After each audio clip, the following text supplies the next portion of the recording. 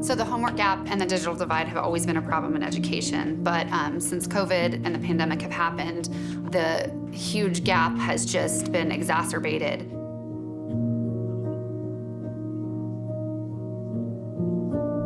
There are kids all across our community and our state and our country who do not have access to the technology that they need to learn and grow and thrive.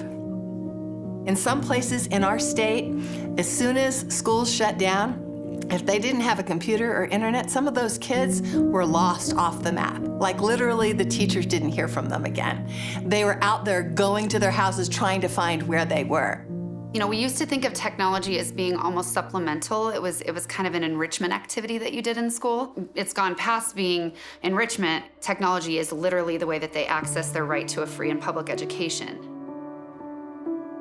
It's been a really difficult obstacle to overcome for families. I have a daughter she's gonna be 25 next week, and she is currently stationed in Missouri. She's Army. And then I have an 18-year-old, a 15-year-old, a 11-year-old, and then we adopted 5 of my nieces and nephews. We were struggling to find laptops for all the kids. I would come home and try to jump in and be like the teacher for them at home. Jumping from device to device was hard for them, so they lost time at school because they couldn't complete things that they didn't know how to complete.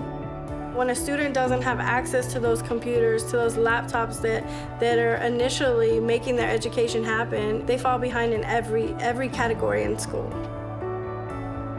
And there was a principal, and she wrote me this email that just made me cry. She had a 2nd grader, and that little 2nd grader, the only technology in their family home was her mom's cell phone. But that cell phone was with her mom when she went to work. That meant that a child all day wasn't having access to the education that they needed, right? Which meant that they're going backwards academically.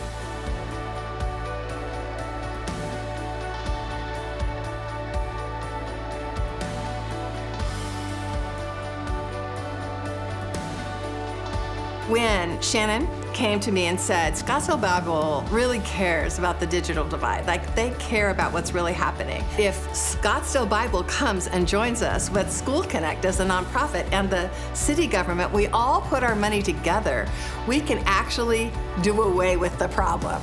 And that's what we're doing. I mean, we're actually all working together to accomplish that. And I think that's an incredibly beautiful thing. Every single child should have the opportunity to have the resources they need to be successful.